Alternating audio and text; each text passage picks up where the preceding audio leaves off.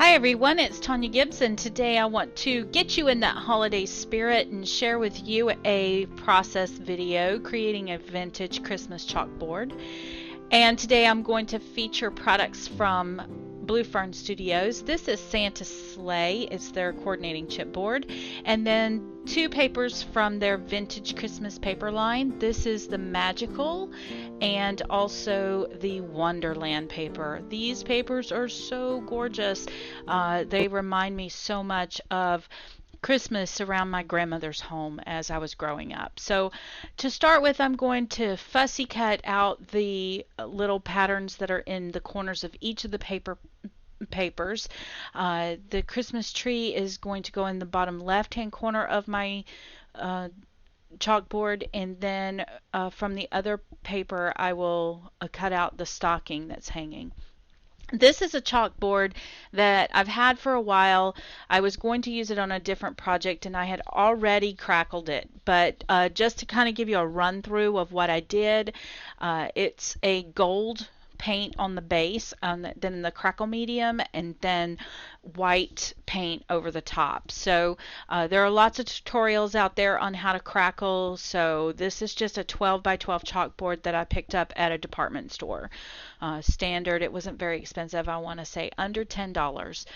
Now I've taken all of the elements that I had previously cut out and I'm adding gel medium over the top of them, and that's going to give them a little bit more stability since they are paper, and it's going to give me the ability to be able to kind of dust them if I need to.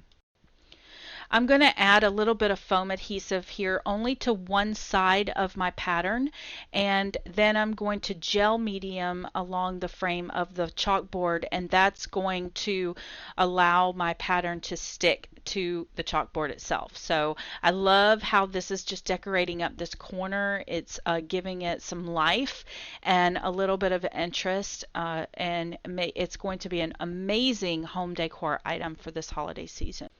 I'm going to follow the same steps with adding the Christmas tree there on the left, but I do want part of that pattern to hang off the edge of my chalkboard instead of sitting flush with the edge. So I'm making sure I get my placement dead center so that the point of that tree is actually resting on the frame of the chalkboard so that it doesn't become too unstable.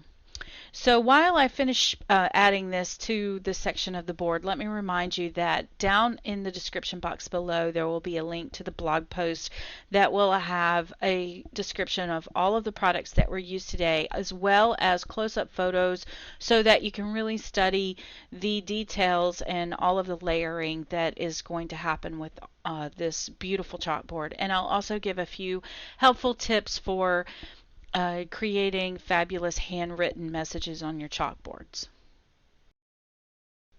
Look at how intricate this chipboard piece is. There's so many fine details, so be very careful when you pull this from the packaging. The antlers on the deer are very fragile, so what I want to try and do is go ahead and do my chalkboard writing before I find placement for my Santa's sleigh, because I want to make sure I've left enough room for every detail that I want to include on this chalkboard. So all I have is a standard piece of chalk, and what I've done is taken a pencil sharpener that sharpens the fatter pencils for kindergartners, and I've sharpened the chalk until it has a really nice point on it. So there's one really nice tip for you. And I have practiced this Merry Christmas several times on a piece of paper just until I got familiar with how to write it, and it's more written from muscle memory than anything. So just practice is all I can tell you. Another tip that I want to give while I'm writing this out is that don't put your letters too close together, because if they are too close together, then you can't go back and add the faux downstrokes and make them heavy like you see me doing here. Another tip is, before I decorated this chalkboard, I did scribble chalk all over it and then wipe it off with a paper towel that was dry so that I could prime the chalkboard. I didn't want all of that dust residue to land inside of my adhesive when I was putting my paper down on the edges, so I went ahead and made sure I blew that off really well with my heat gun just to make sure there was no chalk residue left on the board itself. But a brand new chalkboard needs to be primed before you can actually draw on it smoothly. So keep those tips in mind. And again, just all I'm doing is going and adding downstrokes on every one of the letters as you would if you were writing and you were coming down with the stroke. I'm just making that downstroke a little heavier and give it a little more weight, and then it looks like faux calligraphy. I wanted to keep with a very vintage looking script, so if you're not sure if you can do this part of the project, and I know you can, it's just a matter of telling yourself you can. I would recommend going onto the internet, opening up Microsoft Office or a word processing program, turn your paper to landscape because that would give you 11 inches wide, which is similar to the width of this chalkboard. Find a font that you really love. Print out the word Merry Christmas in a light gray several times and then just trace over it with your chalk until you get familiar with how you want to draw it. And the more you practice it, the better you will be at it.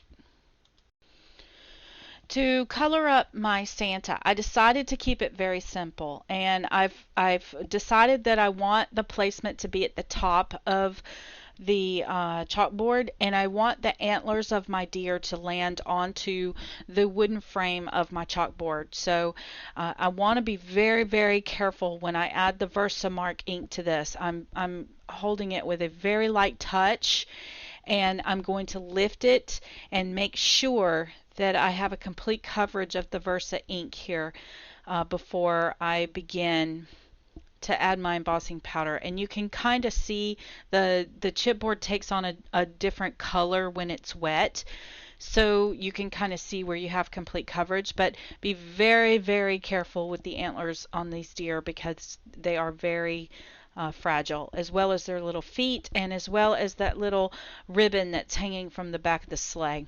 So I'm going to use some gold embossing powder from Ranger and just heat emboss this so that it's a nice gold foil. Gold foiling is super popular right now in home decor, so I thought this would be a great way for me to add that as an element to the chalkboard. And you'll see that this Santa just really comes to life as I heat emboss these little reindeer. You can really see the foiling come to life. It gives them a really nice shine. So being careful and picking them up with a pair of tweezers, I'm going to rest them right on the top of that chalkboard, and since they're so shiny, they contrast beautifully with the white crackle as well as the black on the chalkboard itself. So to add them to my chalkboard, I'm just going to flip them over and add foam adhesive to the base of each one of the little reindeer bodies as well as the sleigh. The foam adhesive that I'm using today is for home decor, so it's extra sturdy. It's for mounting photographs or frames on a wall, so I know that it's going to stick for life. I don't have to worry about any of these elements coming off in the Florida humidity. I really am very happy to say that this chalkboard is going to be able to live in my collection for quite a while. So then I decided to go ahead and build out some depth in my two areas where my paper collection is. I am going to build off the patterns that are already printed into the paper collection. I've placed a couple of holly leaves there and a couple of roses. These are just things I've had in my stash for a while. They're not sure which collections they go with. I've just they're pieces and parts in my stash, but they match the motif of the paper collection, so I'm going to be using those. These little candies that you see me tucking in and around are actually Christmas tree ornaments that are for miniature Christmas trees.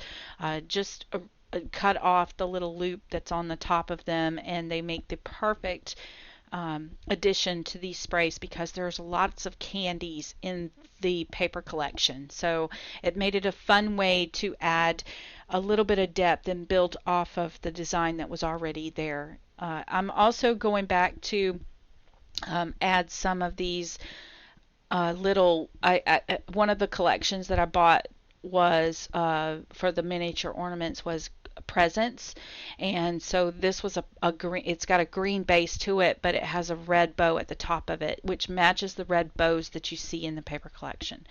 And then again, I have some of these little teeny tiny flowers that have been in my stash for ages, and they are burgundy, and they also match the flowers that are in the paper collection. So between the candies and the little pieces of toys and the ornaments, these are just going to make the perfect addition to the embellishment cluster and really bring out the patterns in the paper collection. One thing to keep in mind when you're working on embellishment clusters like this, just if you're struggling with the section like I am here with the section below the C, just walk away, because eventually something will come to mind and you'll be able to come back to it and add to it. I find that the more I fuss with it, the more frustrated I become. So by moving on to a different section of the board, I'm able to stimulate my creativity and maybe think of something I hadn't thought of before. So now you'll see me flip over to the top area, and I've added that little piece of holly and then another one of those little flowers up there, and that's when it hits me about maybe pulling out some of those little teeny tiny roses that I have in my collection. So I've done that. Now I'm going to work on the top part of the board. I have this little teddy bear that was in the toy Christmas ornaments, and I've added it because inside the stocking there's a little teddy bear, and then I've also added one of those little burgundy flowers there, and I come back with a little flower here, and I realized I don't have anything pink on this side. I had the pink rosebud in the bottom but not in the top. So what I'm going to do is pull out that Lindy Stamp Gang, that is the Rudolph's red nose. I've spritzed the flower with water first to allow it to go ahead and start wicking. I want this to be pink, not red, so the water's going to help to dilute the pigment down and help it to match the flowers that are in the paper collection. So with the white lily there and the white rose, it's going to really help it to match a little bit better. So once I get that into place, it's really starting to come together, and I'm really happy with the way this is starting to look. I've decided to go ahead and add a couple of more pieces of candy here to the top, because if you had a stocking, you would definitely have candy hanging around, correct? So I love these little pieces of candy. Like I said, they have glitter on them, so they're bringing a little sparkle to this area as well, and they're just the perfect size. So I know that right now holiday decor things are everywhere, so I always try to scour those aisles and see if there is anything small like this that I can use in my paper crafting. So now I'm going to fill in with a couple of those little tiny roses again, and then this is another one of those little miniature ornaments that's gold. I love the sparkle of gold that's added to this. It just kind of brings the gold from the sleigh back into the collection. And now I have this candy cane, and I'm trying to find placement for it, and I've decided to go ahead and hang it on the left hand side there next to the postcard. I just you'll see me fussing with it, and then boom, that's when I realized, oh, it's a hook, it'll hang here perfectly. So notice that as I'm moving around the board, I'm actually touching my chalkboard and removing the chalk. No worries there. That was just placed there for placement, so I would not, or where I would know where I could build. I can always come back, since this is chalk, and add to that. I can even erase it and do it again if I need to, but filling in will be so easy. So don't worry about that if you happen to bump it and mess it up. It's not a big deal. It is just chalk. It will come off. Another idea, if you want this to be a little bit more permanent and you are very secure with your handwriting, you could always do this with a paint pen instead of a chalk. At this point, I wasn't sure if I wanted to do a Christmas countdown or if I wanted to do just Merry Christmas. So I like to have options, so I like to leave it just as chalk. So as you can see here, I'm just pulling that chalk out and I'm just going to retouch those areas again. The other element that you see me using there is actually came with the essential tools from Faber-Castell, and it has a little rubber pointed eraser on the end, and it helps to clean up some of those stray lines that you may have that aren't straight. And since I decided not to put Santa down in the bottom right hand corner, I've decided to go ahead and write out 2015 down in the bottom. And I'm not going to seal this chalkboard. Like I said, I might end up erasing it and adding a Christmas countdown rather than Merry Christmas. So I like to leave my options open from year to year, and since I drew it the first time, I can always redraw it again if I want to. But by all means, if you just wanted to leave this to say Merry Christmas and continue adding flowers or depth down in the bottom, you could. An easy way to seal these chalkboards would be to spray them with some Krylon fixative or a light mist of a clear acrylic spray. I have done that before too, and it works perfectly. So I would recommend doing this first though. Before you seal it, stick it in your bathroom for about 24 hours, and when you shower, what happens is the mist from the shower actually cleans the chalkboard, but it doesn't actually evaporate any of the major chalking areas. It just gets rid of some of that finer dust and makes it look really clean. And then after about 24 to 48 hours, it looks like a brand new chalkboard. I don't know what the secret is to that other than just the mist in the bathroom, but you can take it back outside then and then spray it with your fixative, and it'll look like brand new. No kidding. All mistakes, everything just cleaned up.